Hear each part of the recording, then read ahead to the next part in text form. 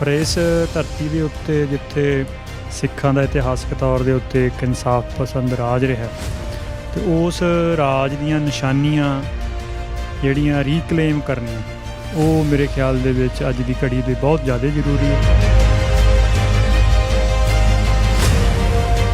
ਅੱਜ ਦੀ ਘੜੀ ਦੇ ਵਿੱਚ ਨਾ ਤਾਂ ਸਮਾਜ ਬੇਗਮਪੁਰੇ ਦੀ ਨਿਆਈ ਸਾਂਝੀਵਾਲਤਾ ਵਾਲਾ ਪਿਆਰ ਵਾਲਾ ਅਤੇ ਨਾ ਹੀ ਜਿਹੜਾ ਰਾਜ ਹੈ ਉਹ ਨਿਆਂਕਾਰ ਹੈ ਅਤੇ ਬਰਾਬਰੀ ਵਾਲਾ। ਤੋ ਅੱਜ ਕੱਲ੍ਹ ਜੋ ਵੀ ਜਿਹੜਾ ਇੱਕ ਪ੍ਰਬੰਧ ਹੈ ਵੋਟ ਪੋਲੀਟਿਕਸ ਵਾਲਾ, ਵੋਟ ਪੋਲੀਟਿਕਸ ਦੇ ਪ੍ਰਬੰਧ ਦੇ ਵਿੱਚੋਂ ਜਿੰਨਾ ਵੀ ਬੰਦਾ ਲੋਕਾਂ ਨੂੰ ਵੱਧ ਤੋਂ ਵੱਧ ਝੂਠ ਦੱਸ ਕੇ ਉਹਨਾਂ ਦੀਆਂ ਲਾਲਸਾਵਾਂ ਜਗਾ ਕੇ ਉਹਨਾਂ ਨੂੰ ਖਰੀਦ ਕੇ ਉਹਨਾਂ ਨੂੰ ਡਰਾ ਕੇ ਉਹੀ ਮੋਹਰੇ ਆ ਸਕਦਾ। ਤੋ ਇਸ ਰਾਜ ਦੇ ਜਿਸ ਪ੍ਰਬੰਧ ਦੇ ਵਿੱਚ ਮੈਂ ਸਮਝਦਾ ਕਿ ਬਿਲਕੁਲ ਜੋ ਗੁਰਮਤਿ ਦਾ ਦਿੱਤਾ ਹੋਇਆ ਰਾਜ ਹੈ ਉਹਦੇ ਕੋਈ ਅੰਸ਼ ਨਹੀਂ ਦਿਸ ਰਹੇ ਹੈ। ਜੀ ਚਲੋ ਰਾਜਨੀਤੀ ਦਾ ਆਪਾਂ ਕਹਿੰਦੇ ਵੋਟ ਉਸ ਤਰ੍ਹਾਂ, ਪਰ ਸ਼੍ਰੋਮਣੀ ਕਮੇਟੀ ਦੀ ਉਹਨੂੰ ਤਾਂ ਆਪਾਂ ਚੇਂਜ ਕਰ ਸਕਦੇ ਹਾਂ ਜੀ ਸਿਸਟਮ ਨੂੰ, ਫਿਰ ਉਹ ਵੀ ਉਸੇ ਤਰ੍ਹਾਂ ਚੱਲਦਾ। ਸ਼੍ਰੋਮਣੀ ਗੁਰਦੁਆਰਾ ਪ੍ਰਬੰਧਕ ਕਮੇਟੀ ਦਾ ਵੀ ਜਿਹੜਾ ਪ੍ਰਬੰਧ ਹੈ ਉਹ ਇੰਡੀਅਨ ਕਾਨਸਟੀਟਿਊਸ਼ਨ ਦੇ ਅੰਡਰ, ਇੰਡੀਅਨ ਪਾਰਲੀਮੈਂਟ ਦੇ ਅੰਦਰ ਹੀ ਹੈ। ਸਿੱਖਾਂ ਦਾ ਤਾਂ ਉਹਦੇ ਵਿੱਚ ਕੋਈ ਹੈ ਨਹੀਂ ਉਹ ਫੈਸਲੇ ਲੈਣ ਦਾ। ਹੁਣ ਅੱਜ ਦੀ ਘੜੀ ਦੇ ਵਿੱਚ ਸਥਿਤੀ ਵਿਗੜਦੀ ਇੱਥੇ ਆ ਗਈ ਹੈ ਕਿ SGPC ਦੀਆਂ ਵੋਟਾਂ ਦੇ ਵਿੱਚ ਅਤੇ ਦੂਜੀਆਂ ਪੋਲੀਟੀਕਲ ਵੋਟਾਂ 'ਚ ਕੋਈ ਬਹੁਤਾ ਫਰਕ ਨਹੀਂ ਹੈ। ਉਸੇ ਤਰ੍ਹਾਂ ਡਰਾਵਾ, ਲਾਲਚ, ਪੋਲੀਟੀਕਲ ਤਾਕਤ ਦੀ ਡਰਾਵੇ ਹੈਸੀਅਤ ਉਹ ਵਰਤ ਕੇ ਜਿਹੜੀ ਸ਼੍ਰੋਮਣੀ ਕਮੇਟੀ ਦੇ ਵਿੱਚ ਮੈਂਬਰ ਜਿਹੜੇ ਉਹ ਜਿੱਤਦੇ ਰਹੇ ਆ। ਅਸੀਂ ਤਾਂ ਇਹ ਵੀ ਕਹਿੰਦੇ ਰਹੇ ਨਾ ਜੀ ਵੀ ਸਿੱਖ ਕਿਸੇ ਤੋਂ ਨਹੀਂ ਡਰੇ, ਪਰ ਫਿਰ ਸ਼੍ਰੋਮਣੀ ਕਮੇਟੀ ਦੀਆਂ ਚੋਣਾਂ ਵੇਲੇ ਵੀ ਡਰ ਜੀ ਸਾਨੂੰ। ਬਾਦਲ ਬੰਦਾ ਨਹੀਂ ਹੈ, ਬਾਦਲ ਵਰਤਾਰਾ ਹੈ। ਉਹ ਪੰਜਾਬ ਦੇ ਜਿਹੜੇ ਜੱਟ ਨੇ ਉਹਨਾਂ ਦੇ ਵਿੱਚੋਂ ਜਿਹੜੇ ਫਿਊਡਲ ਮਾਈਂਡ ਸੈਟਅਪ ਵਾਲੇ ਆ ਜਿਨ੍ਹਾਂ ਨੇ ਪਾਵਰ ਇੰਜੋਏ ਕਰਨੀ ਹੈ ਉਹਨਾਂ ਨੂੰ ਰੀਪ੍ਰਜੈਂਟ ਕਰਦਾ ਉਹ। ਮੈਂ ਪੋਲੀਟੀਕਲ ਜਿਹੜੇ ਵੋਟ ਪੋਲੀਟਿਕਸ 'ਚ ਉਹ ਕੋਈ ਐਸਾ ਨਹੀਂ ਸੁਣਿਆ ਜਿਹੜਾ ਇਹ ਕਹੇ ਕਿ ਲੋਕਾਂ ਨੂੰ ਇੰਪਾਵਰ ਕਰੋ, ਪਾਵਰ ਥੱਲੇ ਤੱਕ ਵੰਡੋ। ਇਹ ਨਹੀਂ ਕਹਿ ਰਹੇ, ਸਿਰਫ ਇਹ ਕਹਿ ਰਹੇ ਵੀ ਜਿਹੜਾ ਟੌਪ ਦੇ ਉੱਤੇ ਇੱਕ ਬਾਦਲ ਸੀਗਾ ਉਹਨੂੰ ਹਟਾ ਕੇ ਹੁਣ ਕਿਸ ਤਰ੍ਹਾਂ ਅਸੀਂ ਆ ਜਾਈਏ। ਐਸੀ ਲੜਾਈ ਦਿਸ ਰਹੀ ਹੈ। ਉਹ ਅੱਜ ਤੋਂ 2-2.5 ਹਜ਼ਾਰ ਸਾਲ ਪਹਿਲਾਂ ਗ੍ਰੀਕ ਫਿਲਾਸਫੀ ਸੀਗੀ ਹੈ ਨਾ, ਉਹ ਕਹਿੰਦੇ ਵੀ 3 ਤਰ੍ਹਾਂ ਦੇ ਬੰਦੇ ਹੁੰਦੇ ਪੋਲੀਟਿਕਸ 'ਚ। ਇੱਕ ਬੰਦੇ ਆਉਂਦੇ ਆ ਪੈਸੇ ਕਰਕੇ, ਪੈਸਾ ਮਿਲ ਜਾਏ। ਦੂਜੇ ਆਉਂਦੇ ਸ਼ੌਹਰਤ ਕਰਕੇ, ਉਹ ਕਹਿੰਦੇ ਪੈਸਾ ਕੋਲੋਂ ਲੱਗ ਜਾਵੇ ਸਰ ਪਰ ਜੈ ਜੈਕਾਰ ਹੋ ਜਾਵੇ। ਉਹ ਕਹਿੰਦੇ 2 ਬਣ ਗਈਆਂ ਮੇਨ ਹੁੰਦੀਆਂ ਨੇ। ਪਰ ਕੁਛ ਬੰਦੇ ਆਉਂਦੇ ਫਰਜ਼ ਕਰਕੇ, ਉਹ ਉਦੋਂ ਆਉਂਦੇ ਨੇ ਜਦੋਂ ਪੈਸੇ ਦੇ ਲਾਲਚ ਵਾਲੇ ਸੁਸਾਇਟੀ ਨੂੰ ਕਾਫੀ ਕੁਛ ਖਰਾਬ ਕਰ ਦਿੰਦੇ ਆ। ਫਿਰ ਉਹਨਾਂ ਨੂੰ ਲੱਗਦਾ ਵੀ ਸਾਡਾ ਫਰਜ਼ ਬਣਦਾ ਵੀ ਅਸੀਂ ਠੀਕ ਕਰੀਏ। ਤਾਂ ਇਹ 3 ਵਰਗਾਂ ਦੇ ਵਿੱਚ ਸਦਾ ਹੀ ਜਦੋਂ ਤੋਂ ਹੁਣ 2-2.5 ਹਜ਼ਾਰ 3 ਸਾਲ 2.5-3 ਹਜ਼ਾਰ ਸਾਲ ਦਾ ਆਪਣੇ ਕੋਲ ਇਤਿਹਾਸ ਪਿਆ, ਉਦੋਂ ਤੋਂ ਹੀ ਇਹਨਾਂ 3 ਵਰਗਾਂ 'ਚ ਲਗਾਤਾਰ ਸਟਰਗਲ ਰਹਿੰਦੀ ਹੈ। ਤਾਂ ਇਹ ਰਹਿਣੀ ਹੈ।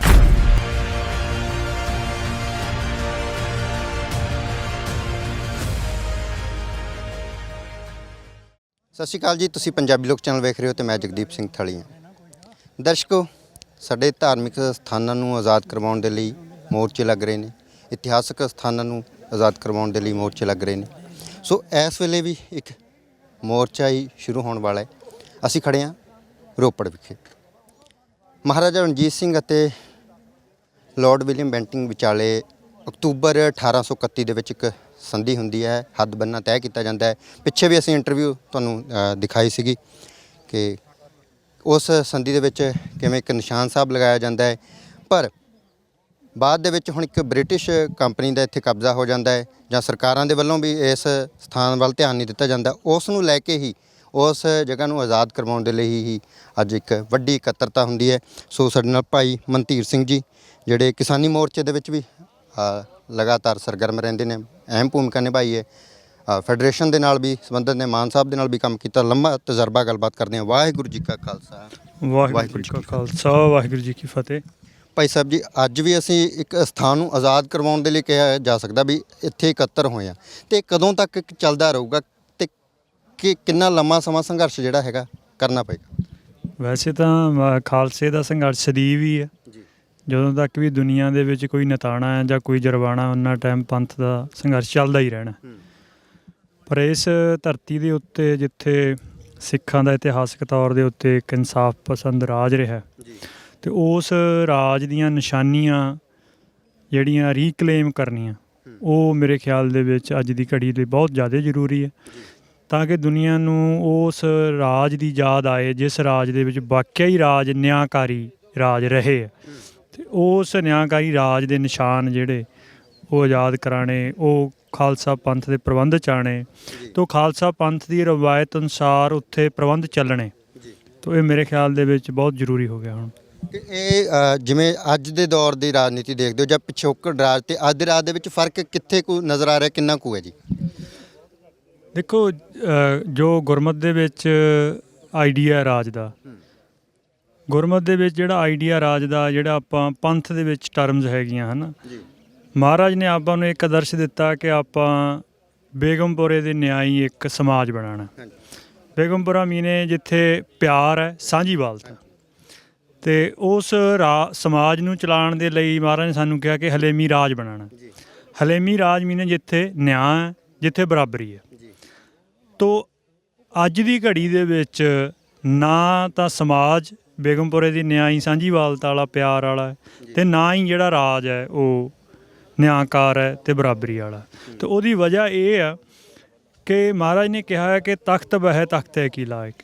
ਜਿਹੜਾ ਤਾਂ ਗੁਰਮੁਖ ਬੰਦਾ ਜਿਹਨੇ ਆਪਣੇ ਪੰਜੇ ਵਿਕਾਰ 'ਤੇ ਕਾਬੂ ਪਾ ਲਿਆ ਹੈ ਅਤੇ ਹਉਂ ਖਤਮ ਕਰ ਲਈ ਆ, ਜੇ ਤਾਂ ਉਹ ਰਾਜ ਦੇ ਉੱਤੇ ਨਿਗਰਾਨ ਹੋ ਕੇ ਬੈਠਣਗੇ ਤਦ ਤਾਂ ਰਾਜ ਅਤੇ ਸਮਾਜ ਗੁਰਮਤਿ ਅਨੁਸਾਰ ਚੱਲੇਗਾ।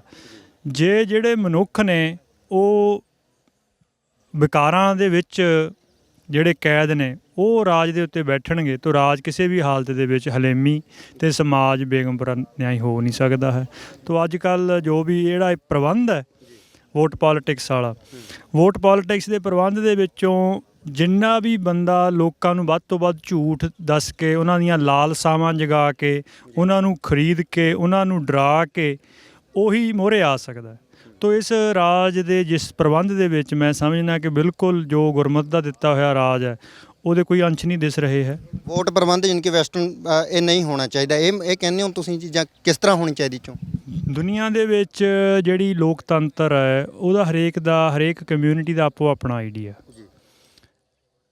ਯੂਰਪ ਦੇ ਵਿੱਚ ਹਰੇਕ ਕੌਮ ਦੇ ਵਿੱਚ ਇੱਕੋ ਹੀ ਧਰਮ ਨੂੰ ਹੀ ਮੰਨਣ ਵਾਲੇ ਲੋਕ ਰਹੇ ਨੇ ਜ਼ਿਆਦਾ, ਇੱਕੋ ਹੀ ਭਾਸ਼ਾ ਵਾਲੇ ਨੇ, ਇੱਕੋ ਹੀ ਸੱਭਿਆਚਾਰ ਵਾਲੇ ਨੇ, ਛੋਟੇ ਛੋਟੇ ਖਿੱਤੇ ਨੇ। ਸਾਰਾ ਯੂਰਪ ਇੰਡੀਆ ਤੋਂ ਛੋਟਾ ਹੋਊ ਮੇਰੇ ਖਿਆਲ 'ਚ ਖੇਤਰਫਲ 'ਚ, ਪਰ ਉੱਥੇ 28-29 ਦੇਸ਼ ਨੇ। ਉੱਥੇ ਦੇ ਲੋਕ ਇੱਕੋ ਹੀ ਕਲਚਰ 'ਚੋਂ ਹੋਣ ਕਰਕੇ ਉੱਥੇ ਉਹਨਾਂ ਨੂੰ ਵੋਟ ਪ੍ਰਬੰਧ ਸੂਟ ਕਰਦਾ ਹੋਊਗਾ।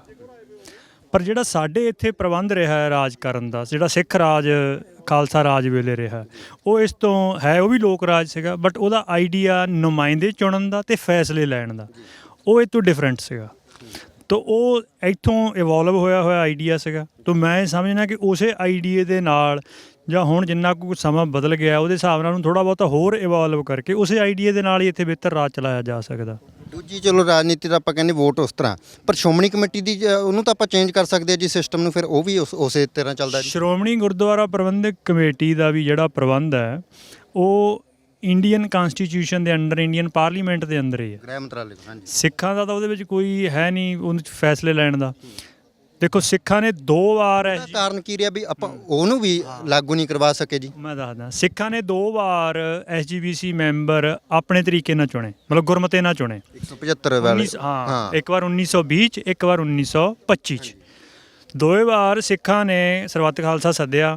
ਸਰਬੱਤ ਖਾਲਸੇ 'ਚ 10,000 ਉਹ ਬੰਦਾ ਆਇਆ ਜਿਹੜਾ ਨਿਸ਼ਕਾਮ ਤੌਰ 'ਤੇ ਪੰਥ ਲਈ ਸੰਘਰਸ਼ ਕਰਨ ਦਾ ਮਾਦਾ ਰੱਖਦਾ ਸੀਗਾ, ਅਤੇ ਉਹਦੇ ਵਿੱਚੋਂ 175 ਮੈਂਬਰ 200 ਦੇ ਆਸ-ਪਾਸ ਚੁਣੇ ਗਏ ਦੋਵੇਂ ਵਾਰ। ਉਦੋਂ ਬਾਅਦ ਅੰਗਰੇਜ਼ਾਂ ਨੇ ਇਹ ਦੇਖ ਲਿਆ ਕਿ ਸਿੱਖਾਂ ਨੇ ਆਪਦੇ ਨੁਮਾਇੰਦੇ ਚੁਣਨ ਦਾ ਅਤੇ ਆਪਣੇ ਫੈਸਲਾ ਲੈਣ ਦਾ ਆਪਣਾ ਪੁਰਾਣਾ ਤਰੀਕਾ ਇਵੋਲਵ ਕਰ ਲਿਆ, ਜਿਹਦੇ ਵਿੱਚੋਂ ਬਿਹਤਰ ਬੰਦੇ ਚੁਣ ਕੇ ਅੱਗੇ ਆਏ।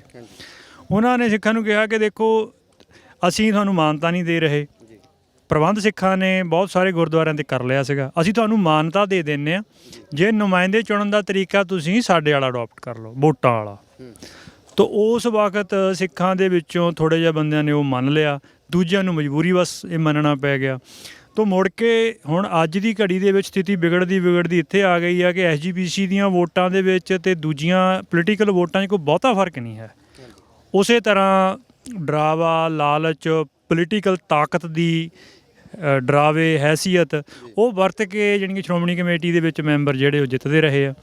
ਅਤੇ ਇੱਕ ਇੰਪੋਰਟੈਂਟ ਗੱਲ ਹੋਰ ਹੈ ਕਿ ਸ਼੍ਰੋਮਣੀ ਕਮੇਟੀ ਦੇ ਵਿੱਚ ਵੀ ਉਸ ਤਰ੍ਹਾਂ ਜਿੱਤ ਰਹੇ, ਪਰ ਹਮੇਸ਼ਾ ਹੀ ਅਸੀਂ ਤਾਂ ਇਹ ਵੀ ਕਹਿੰਦੇ ਰਹੇ ਨਾ ਜੀ ਵੀ ਸਿੱਖ ਕਿਸੇ ਤੋਂ ਨਹੀਂ ਡਰੇ, ਪਰ ਫਿਰ ਸ਼੍ਰੋਮਣੀ ਕਮੇਟੀ ਦੀਆਂ ਚੋਣਾਂ ਵੇਲੇ ਵੀ ਡਰ ਜੀ ਸਾਨੂੰ।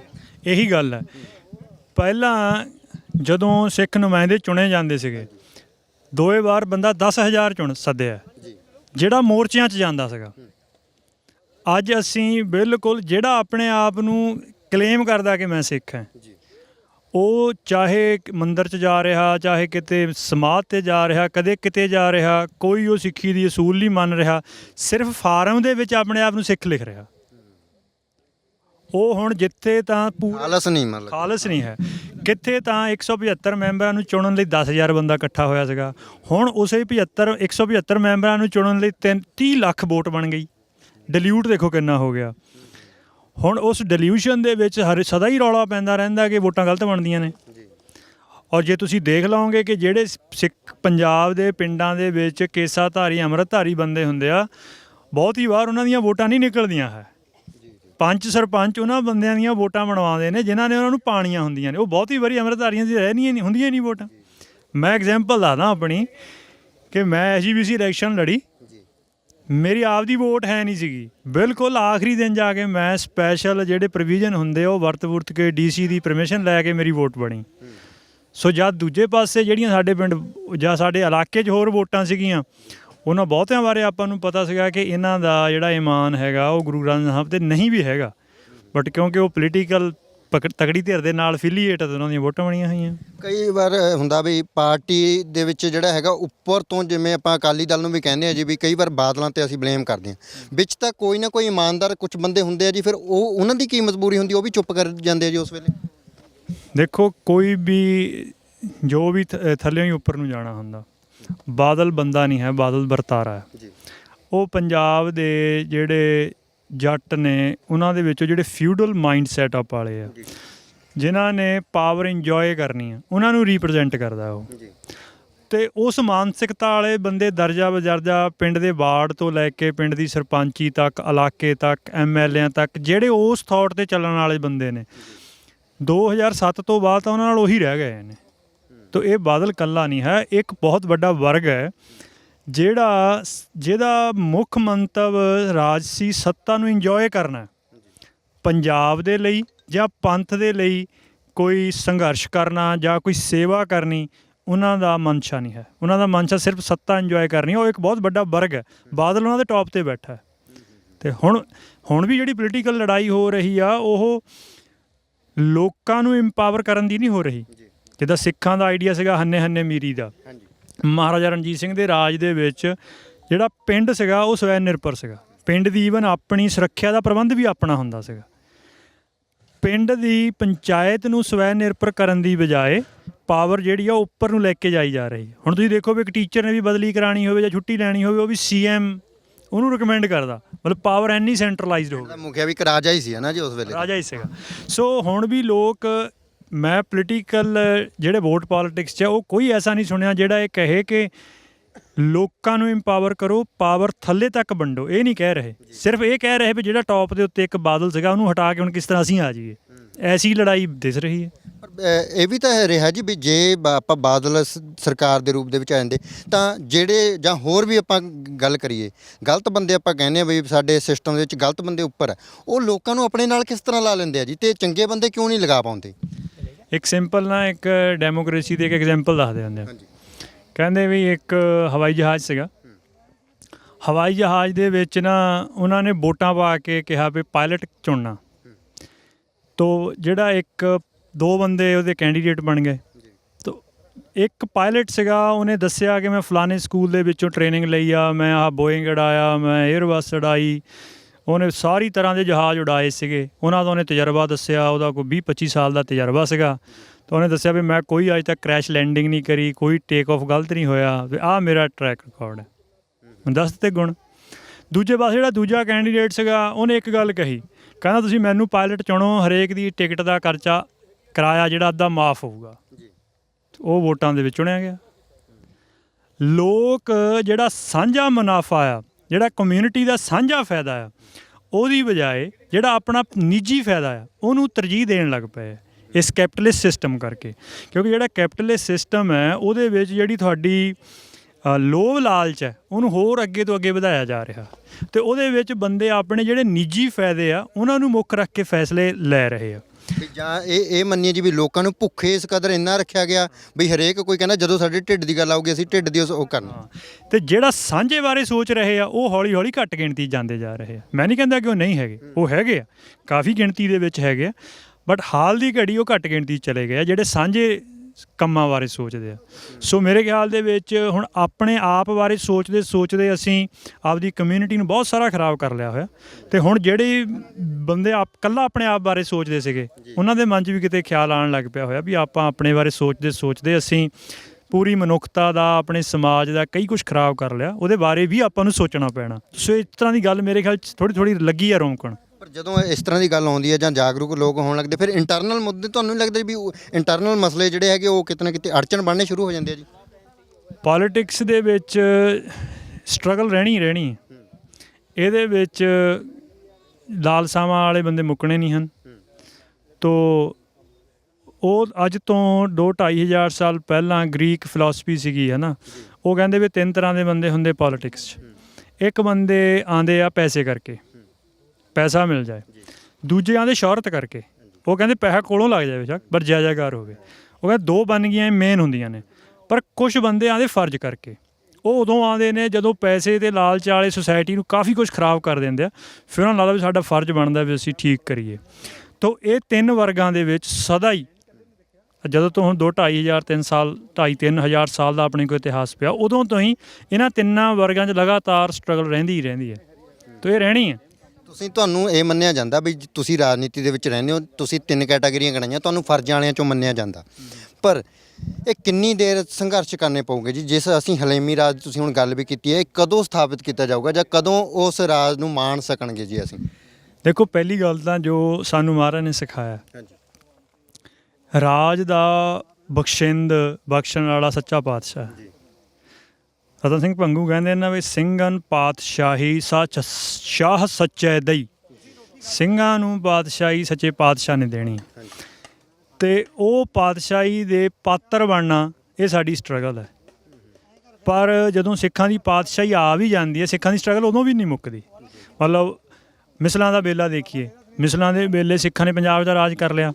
ਸਿੱਖਾਂ ਨੂੰ ਸਹਾਰਨਪੁਰ ਦੇ ਇਲਾਕੇ ਦੇ ਲੋਕ, ਭਰਤਪੁਰ ਦੇ ਜਾਟ, ਉਹ ਬਹਾਵਲਪੁਰ ਦੇ ਜਿਹੜੇ ਆਪਸ ਲੋਕ ਕਮਜ਼ੋਰ ਸੀਗੇ ਉਹ ਸੱਦਣ ਲੱਗ ਗਏ। ਸਿੱਖ ਕਿੱਥੇ ਸਹਾਰਨਪੁਰ ਤੱਕ ਗਏ। ਮਹਾਰਾਜਾ ਰਣਜੀਤ ਸਿੰਘ ਦਾ ਰਾਜ ਆਉਣ ਲੱਗ ਗਿਆ। ਅਕਾਲੀ ਫੂਲਾ ਸਿੰਘ ਹੁਣੀ ਰਹੇ। ਤੋ ਅਕਾਲੀ ਫੂਲਾ ਸਿੰਘ ਹੁਣਾਂ ਦੇ ਵਕਤ ਵੀ ਬਿਲਕੁਲ ਜਦੋਂ ਸਥਾਪਿਤ ਰਾਜ ਸੀਗਾ, ਸਟਰਗਲ ਉਦੋਂ ਵੀ ਕਰਨੀ ਪਈ, ਕਿਉਂਕਿ ਇਸ ਦੁਨੀਆ ਦੇ ਉੱਤੇ, ਕਿਉਂਕਿ ਪੰਥ ਦਾ ਜਿਹੜਾ ਦਾਵਾ ਇਹ ਸਾਰੀ ਦੁਨੀਆ ਨਾਲ ਸੰਬੰਧਿਤ ਹੀ ਹੈ। ਜਿੰਨਾ ਟਾਈਮ ਤੱਕ ਸਾਰੀ ਦੁਨੀਆ 'ਚ ਕੋਈ ਵੀ ਨਿਤਾਣਾ, ਜਿੰਨਾ ਟਾਈਮ ਤੱਕ ਕੋਈ ਵੀ ਜੁਰਮਾਨਾ ਹੈਗਾ, ਉਹਨਾਂ ਟਾਈਮ ਇਹ ਸਟਰਗਲ ਰਹਿਣੀ ਹੈ, ਇਹ ਮੁੱਕਣੀ ਨਹੀਂ ਹੈ। ਤੋ ਅਕਾਲੀ ਜਿਹੜੇ ਸੀਗੇ, ਅਕਾਲੀ ਫੂਲਾ ਸਿੰਘ ਹੋਣੀ, ਉਹਨਾਂ ਨੂੰ ਕਈ ਵਾਰ ਮਹਾਰਾਜਾ ਰਣਜੀਤ ਸਿੰਘ ਨੂੰ ਵੀ ਸੁਜੈਸ਼ਨ ਦੇਣੇ ਪੈਂਦੇ ਸੀਗੇ, ਕਈ ਵਾਰ ਸਖਤੀ ਵੀ ਵਰਤਣੀ ਪੈਂਦੀ ਸੀਗੀ ਆਪਣੇ ਰਾਜ ਨੂੰ ਸਹੀ ਰੱਖਣ ਲਈ ਵੀ। ਸੋ ਜਿਹੜੀ ਸਟਰਗਲ ਹੈ ਇਹ ਇਮੀਨੈਂਟ ਹੈ, ਸਦਾ ਲਈ ਹੈ। ਤੇ ਜੇ ਆਪਾਂ ਦੇਖੀਏ ਤਾਂ ਖਾਲਸਾ ਰਾਜ ਵੈਸੇ ਤਾਂ ਮਿਸਲਾਂ ਤੋਂ ਬਾਅਦ ਆਪਾਂ ਇਹ ਕਹਿ ਸਕਦੇ ਆ ਵੀ ਨਹੀਂ ਮਾਣ ਸਕੇ ਅਸੀਂ, ਕਿਹਾ ਜਾ ਸਕਦਾ ਜੀ ਜਾਂ ਨਹੀਂ? ਸਿੱਖਾਂ ਦਾ ਜਿਹੜਾ ਖਾਲਸਾ ਰਾਜ ਹੈ ਉਹ ਗਾਲਬਨ ਮੰਨੋ, ਸਿੱਖਾਂ ਦਾ ਰਾਖੀ ਪ੍ਰਬੰਧ ਤਾਂ ਪਹਿਲਾਂ ਹੀ ਆ ਗਿਆ ਸੀਗਾ। 1753 'ਚ ਇਹਨਾਂ ਨੇ ਗੁਰਮਤਾ ਪਹਿਲਾਂ ਕਰਿਆ ਰਾਖੀ ਪ੍ਰਬੰਧ ਦਾ। 1765 ਤੋਂ ਬਾਅਦ ਲਗਭਗ ਰਾਜ ਮਿਸਲਾਂ ਦਾ ਆ ਗਿਆ। 1809 ਤੱਕ ਮਿਸਲਾਂ ਦਾ ਰਾਜ ਰਿਹਾ। ਲਾਸਟ ਮਿਸਲ 1809 ਤੱਕ ਰਹੀ। 1809 ਤੋਂ ਬਾਅਦ ਮਹਾਰਾਜਾ ਰਣਜੀਤ ਸਿੰਘ ਸਾਰੇ ਰਾਜ ਆ ਗਿਆ। ਪਰ ਮਹਾਰਾਜਾ ਰਣਜੀਤ ਸਿੰਘ ਨੇ ਵੀ ਉਸੇ ਹੀ ਆਈਡੀਏ 'ਤੇ ਰਾਜ ਕੀਤਾ ਜੋ ਮਿਸਲਾਂ ਨੇ ਸਥਾਪਿਤ ਕੀਤਾ ਸੀਗਾ, ਜੋ ਯਾਨੀ ਕਿ ਉਹ ਮਿਸਲ ਰਾਜ ਦੀ ਕੰਟੀਨਿਊਸ਼ਨ ਸੀਗੀ। ਮਤਲਬ ਤੁਸੀਂ ਇਹ ਰੈਗੂਲਰ ਕਿਉਂ ਨਹੀਂ ਰੱਖ ਪਾਏ ਜੀ ਅਸੀਂ? ਦੇਖੋ, ਜਿੱਦਾਂ ਮੈਂ ਤੁਹਾਨੂੰ ਕਿਹਾ ਵੀ ਅਸੀਂ ਜੋ ਵੀ ਸਾਨੂੰ ਮਿਲਣਾ, ਜੋ ਸਾਡੇ ਤੋਂ ਖੋਇਆ ਜਾਣਾ, ਉਹਦਾ ਆਖਰੀ ਕਾਰਨ ਅਕਾਲ ਪੁਰਖ ਹੈ। ਸਿੱਖਾਂ ਨੂੰ ਰਾਜ ਅਕਾਲ ਪੁਰਖ ਦੀ ਬਖਸ਼ਿਸ਼ ਨਾਲ ਹੀ ਮਿਲਿਆ ਸੀਗਾ। ਤੋ ਮੈਂ ਇਹਦੇ ਸੰਬੰਧੀ ਕੋਈ ਅਥਾਰਟੀ ਤਾਂ ਹੈ ਨਹੀਂ। ਇੱਕ ਮੈਂ ਐਗਜ਼ਾਮਪਲ ਦੇ ਸਕਦਾ ਕਿ ਜਦੋਂ ਬਾਬਾ ਬੰਦਾ ਸਿੰਘ ਬਹਾਦਰ ਦੀ ਸ਼ਹਾਦਤ ਹੋਈ, ਉਦੋਂ ਜਦੋਂ ਉਹਨੂੰ ਬਹੁਤ ਜ਼ਿਆਦਾ ਤਸ਼ੱਦਦ ਕੀਤਾ ਗਿਆ, ਅੰਗ ਪੈਰ ਵੱਢ ਦਿੱਤੇ ਗਏ, ਅਤੇ ਉਹਨੇ ਕੋਈ ਹਾਏ ਤੌਬਾ ਨਹੀਂ ਕੀਤੀ, ਬਹੁਤ ਸਹਿਜ ਦੇ ਵਿੱਚ ਬੈਠਾ ਰਿਹਾ। ਤਾਂ ਉਦੋਂ ਜਿਹੜਾ ਵਜ਼ੀਰ ਸੀਗਾ ਦਿੱਲੀ ਦਰਬਾਰ ਦਾ, ਉਦੋਂ ਉਹਨੇ ਬਾਬਾ ਬੰਦਾ ਸਿੰਘ ਬਹਾਦਰ ਨੂੰ ਪੁੱਛਿਆ ਵੀ ਜਿੰਨਾ ਤਸ਼ੱਦਦ ਤੂੰ ਜਰ ਗਿਆ, ਇਹ ਉੱਚੀ ਸੁਰਤ ਵਾਲੇ ਬੰਦੇ ਤੋਂ ਬਿਨਾਂ ਨਹੀਂ ਜਰਿਆ ਜਾ ਸਕਦਾ, ਤੂੰ ਆਮ ਬੰਦਾ ਨਹੀਂ ਹੈ। ਵੀ ਜੇ ਤੇਰੀ ਸੁਰਤ ਉੱਚੀ ਆ ਤਾਂ ਤੂੰ ਸਾਨੂੰ ਸ਼ਰਾਪ ਦੇ ਕੇ ਸਾਡਾ ਬਹੁਤ ਕੁਝ ਵਿਗਾੜ ਸਕਦਾ ਸੀਗਾ, ਵੀ ਤੂੰ ਫਿਰ ਉਹ ਚੀਜ਼ਾਂ ਵਰਤੀਆਂ ਕਿਉਂ ਨਹੀਂ, ਰੂਹਾਨੀ ਤਾਕਤਾਂ। ਉਹ ਕਹਿੰਦਾ ਵੀ ਮੈਂ ਅਕਾਲ ਪੁਰਖ ਦਾ ਭਾਣਾ ਮੰਨਣ ਵਾਲਾ ਮਨੁੱਖ ਹਾਂ। ਅਕਾਲ ਪੁਰਖ ਨੇ ਮੈਨੂੰ ਆਪਦੇ ਭਾਣੇ ਦੇ ਵਿੱਚ ਹੀ ਬਾਦਸ਼ਾਹਤ ਬਖਸ਼ੀ ਸੀਗੀ, ਉਹਦੇ ਭਾਣੇ ਦੇ ਵਿੱਚ ਹੀ ਅੱਜ ਮੈਂ ਤਸ਼ੱਦਦ ਚੱਲ ਰਿਹਾ। ਤੋ ਉਹ ਸਾਰੇ ਚੱਲਦੇ ਤੇ ਸਿੱਖਾਂ ਗੁਰੂ ਖਾਲਸਾ ਪੰਥ ਦੇ ਪ੍ਰਤੀ, ਗੁਰੂ ਦੇ ਪ੍ਰਤੀ ਮਹਾਰਾਜੇ ਦੇ ਪਰਿਵਾਰ ਨੇ ਕੁਛ ਮਹਾਰਾਜ ਦੀ ਪ੍ਰਤੀਤੀ ਖੋਹ ਦਿੱਤੀ, ਤੋ ਰਾਜ ਨਹੀਂ ਰਿਹਾ। ਤੇ ਹੁਣ ਇਸ ਮਸਲੇ ਦੇ ਵਿੱਚ ਤੁਹਾਨੂੰ ਕੀ ਲੱਗਦਾ ਵੀ ਇਹ ਕਿਸ ਤਰ੍ਹਾਂ ਦੀ ਸਾਨੂੰ ਜਿਹੜੀ ਹੈਗੀ ਆ ਮੋਰਚਾਬੰਦੀ ਕਰਨੀ ਚਾਹੀਦੀ ਹੈ, ਜਾਂ ਕਿਸ ਤਰ੍ਹਾਂ ਦੀ ਜੰਗ ਸ਼ੁਰੂ ਕਰਨੀ ਚਾਹੀਦੀ ਹੈ, ਜੋ ਅੱਜ ਤੋਂ ਬਿਗਲ ਵਜਾਇਆ ਗਿਆ ਜੀ? ਦੇਖੋ ਅਸੀਂ ਤਾਂ ਇੱਥੇ ਮਤਲਬ ਸੋਸ਼ਲ ਮੀਡੀਆ ਤੋਂ ਪੜ੍ਹ ਕੇ ਹੀ ਆਏ। ਹਾਂਜੀ।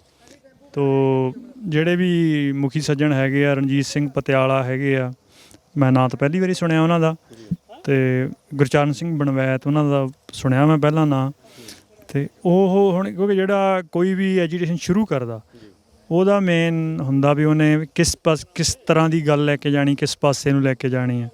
ਅਸੀਂ ਤਾਂ ਆਪਣੇ ਵੱਲੋਂ ਉਹਨੂੰ ਕਹਿ ਕੇ ਆਏ ਹਾਂ ਕਿ ਜੋ ਵੀ ਤੁਸੀਂ ਸਟੈਪ ਲੈਣਾ, ਤੁਸੀਂ ਕੋਈ ਕਹਾਂ ਸਲਾਹ ਮਸ਼ਵਰਾ ਕਰਕੇ ਲੈਣਾ, ਉਹਦੇ ਲਈ ਅਸੀਂ ਹਾਜ਼ਰ ਹਾਂ।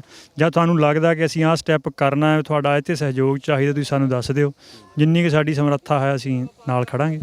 ਇਹਦੇ ਵਿੱਚ ਕੋਈ ਸਲਾਹ ਵੀ ਹੁੰਦੀ ਹੈ ਜੀ? ਕਿਉਂਕਿ ਕਈ ਵਾਰ ਇਹ ਵੀ ਹੁੰਦਾ ਵੀ ਜੇ ਜਿਹੜੇ ਲੋਕ ਸ਼ੁਰੂ ਕਰਦੇ ਆ, ਹੋ ਸਕਦਾ ਉਹੀ ਗਲਤ ਹੋਣ ਜੀ।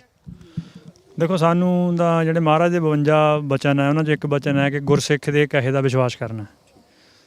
ਤੋ ਅਸੀਂ ਤਾਂ ਇਹ 'ਤੇ ਵਿਸ਼ਵਾਸ ਕਰਕੇ ਹੀ ਚੱਲਦੇ। ਤੋ ਕਿਸਾਨੀ ਮੋਰਚੇ ਦਾ ਮੇਰਾ ਤਾਂ ਇਹ ਬਹੁਤ ਤਜਰਬਾ ਹੈ, ਮੈਂ ਮਤਲਬ ਬਿਲਕੁਲ ਮੰਨਦਾ ਇਹ ਕਰਕੇ ਵੀ ਬੰਦਿਆਂ ਦੀ ਕੋਈ ਹੈਸੀਅਤ ਨਹੀਂ ਹੈ। ਅਕਾਲ ਪੁਰਖ ਨੇ ਜਦ ਆਪਣੇ ਕੋਈ ਕਾਰਜ ਕਰਾਉਣੇ ਹੁੰਦੇ, ਉਹ ਬਿਲਕੁਲ ਅਣਜਾਣ ਨਵੇਂ ਬੰਦਿਆਂ ਤੋਂ ਵੀ ਕਰਾ ਲੈਂਦਾ।